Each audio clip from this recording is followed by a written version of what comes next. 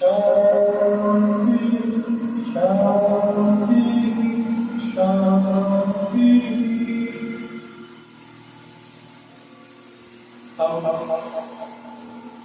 हम लोग यहाँ पर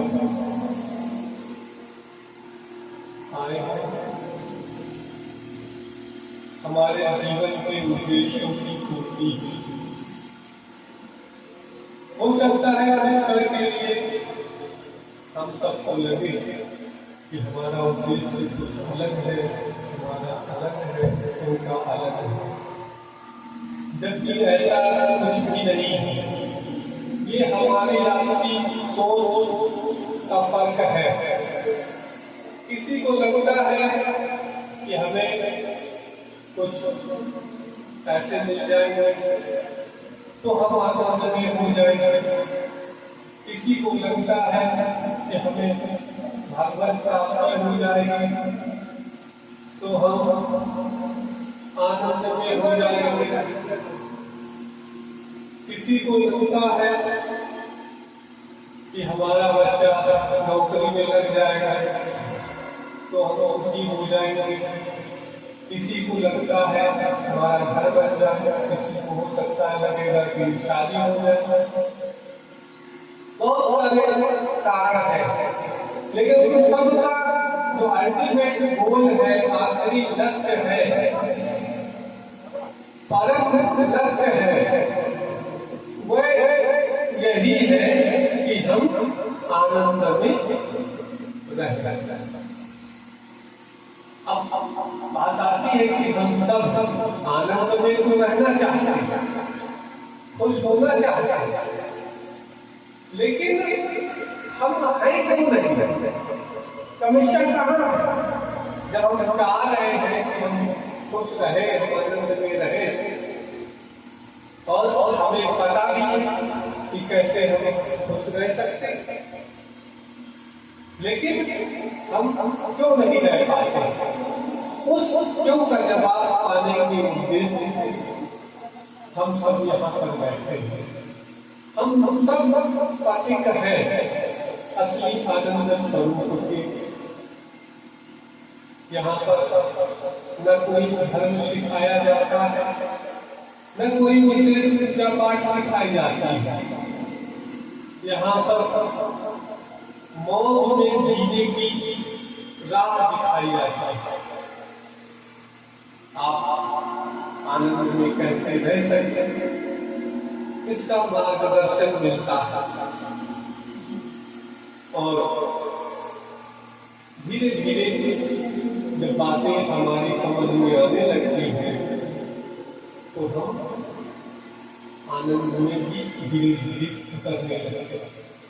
जैसे हम बार बार उदाहरण देते हैं कि अगर कहीं आपसे दूर भी बल्ब जल रहा है, 200 मीटर दूर बल्ब जल रहा है, तो यहाँ से बैठकर आप उसकी रोशनी में पढ़ सकते हैं? नहीं पढ़ सकते। लेकिन जैसे जैसे उसके करीब चले जाएंगे, अगर एक कदम भी बढ़ गया तो एक कदम दूरी कम हो गई और जो विजिबिलिटी थी वो बढ़ गई। 10 कदम पहुंच गए, विजिबिलिटी और अच्छी हो गई। तो वैसे ही हम परमात्मा की ओर जैसे जैसे बढ़ते जाते हैं, वैसे वैसे ही आनंद हमारे जीवन में उतरता जाता है। बस फर्क है हमारे दृष्टिकोण का, हमारे नजरिए। आज जो सत्संग का विषय है वो यही है कि हम अपना नजरिया कैसे बदलें। तो देखो, एक तुमने कहानी सुनी होगी महाभारत की, भगवान कृष्ण सामने खड़े थे दुर्योधन, अरे लेकिन नहीं खड़े थे, लेकिन सामने खड़े होने से भी कोई फर्क नहीं हुआ। फर्क कहां से हुआ? जो भगवान के साथ खड़े थे उनके जीवन में बदलाव हुआ। हमारे जीवन में भी लगभग वही है। हम सब लोग भगवान के सामने खड़े होना चाहते हैं। जब भी हमें भगवान के सामने खड़े होने से कुछ नहीं हासिल होना है, हमें भगवान के साथ खड़े होने से हासिल होना है। ये बात, ये सिद्धांत है। दो चीजें होती हैं, देखो, एक होता है सिद्धांत और एक होता है मानक, प्रतिमान, जिसको हम बोलते हैं। तो एक कहानी से इस बात को समझते हैं। एक बार एक अमरीकी नौसेना का कैप्टन और कई एक जहाज पानी वाले लड़ाई में जाते हैं, वो किसी अभ्यास के लिए गए समुद्र में। तो जब दूर समुद्र में चले गए तो एक बहुत बड़ा जहाज था, उसने एक भी लड़ाई नहीं हारी थी और उसका बड़ा भोपाल था, और उसका जो कैप्टन था वो भी बड़ा दबंग था। लोग उससे डरते थे, उसके नाम से डरते थे। तो वो रात में चल रहे हैं पानी में,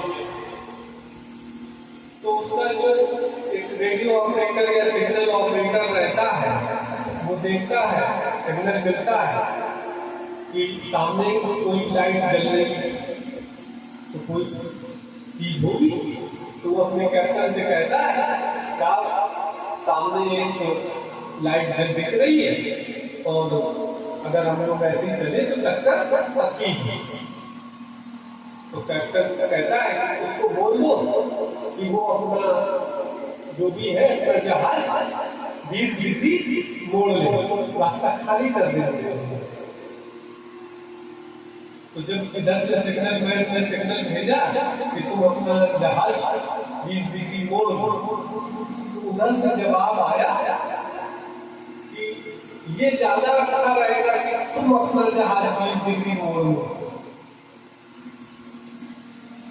अब इस जवाब से अपेक्षा नहीं थी कि इतने बड़े कैप्टन वैसा जवाब आ गया। उसने फिर भेजा सिग्नल कि हमें फलाने कैप्टन बोल रहा हूँ, भला चाहते हो तो अपना जहाज 20 डिग्री मोड़ लो।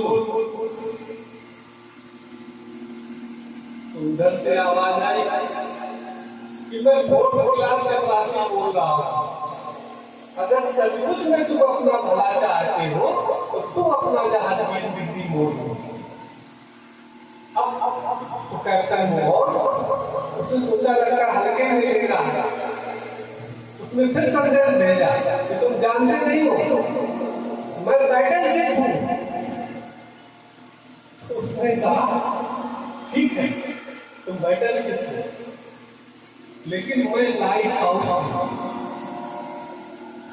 बेहतर होगा कि तुम 20 डिग्री मोड़ लो। अब बताओ क्या हुआ होगा।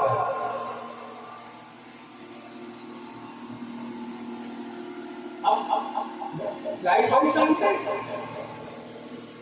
समुद्र में बड़े बड़े पहाड़ निकल आते हैं कई, तो जहाज उनमें टकरा जाते हैं।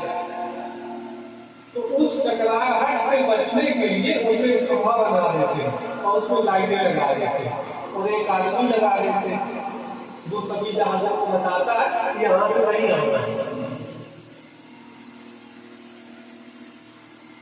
अब क्या क्या होगा उस बैटल शिप में? भले ही कितना बड़ा जहाज, इतना ही बड़ी तो क्या पहाड़ पर टकरा जाएगा?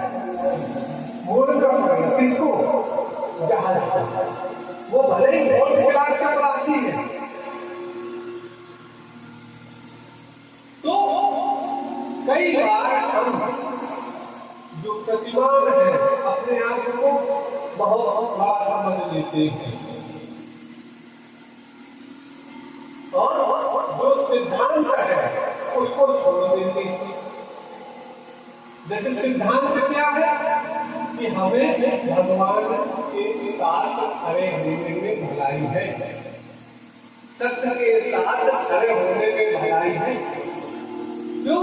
क्योंकि भगवान भी अगर अर्जुन के पक्ष में खड़े थे तो इसलिए नहीं खड़े थे कि अर्जुन बहुत सुंदर था, पैसे वाला था, बड़ा तीरंदाज था। इसलिए खड़ा था कि अर्जुन सत्य के मार्ग पर था।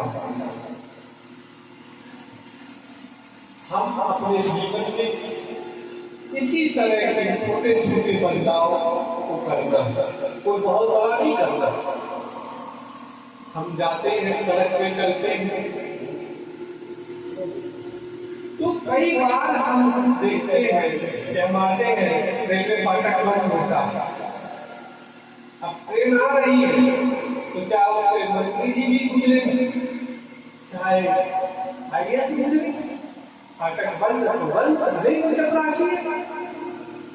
और अगर उस फाटक को तोड़ने का व्यवहारिक करोगे तो उसमें दिक्कत तो यही होगी।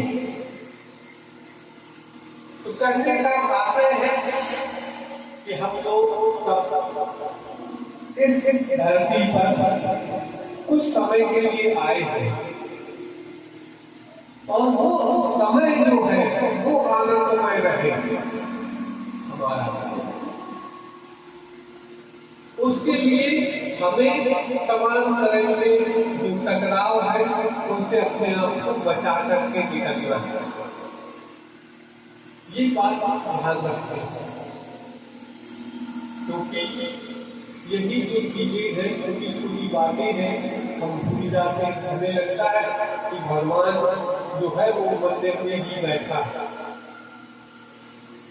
जबकि संत कहते हैं कि भगवान मंदिर में नहीं है, भगवान कर्ता में है। तो जिसको तुम गाली देकर आ रहे हैं उसने भी भगवान है, जिसके पैर धन के आ रहे हैं उसने भी भगवान है। और आगे कहता है कि भगवान को इन सब से कोई फर्क नहीं पड़ता, उसने और एक नियम बनाया है। उसने कहा कि मुझे तुम्हारे नाम प्रसाद की आवश्यकता है और ना ही तुम्हारी उपासना की आवश्यकता है, क्योंकि ऐसा कोई शब्द नहीं है जो तुम्हारा हो, सब खुशी के निकले हुए हैं। और ऐसी कोई चीज नहीं है जो तुम्हारी सब खुशी की। तुम्हें मिल सकता है कि ये जगह मेरी है, ये खेत मेरा है, ये बेटा मेरा है, ये भाई मेरा है, तो ये किसी का नहीं है, ये सब उसी का है। तुम बस एक किराएदार हो, थोड़े समय के लिए तुम्हें ये मिला हुआ है, आज इसमें आनंद ले लो। और जब हम उसके मालिक बन जाते हैं हमें दुख प्रारंभ हो जाता है। तो हमें उस जो मालिक बना है उससे बचना है, क्योंकि मालिक एक ही है और वह ईश्वर है। हम सबको थोड़ा थोड़ा समय मिला है यहाँ जीने के लिए, और उस जीने में हम चाहे तो दुख का अनुभव कर सकते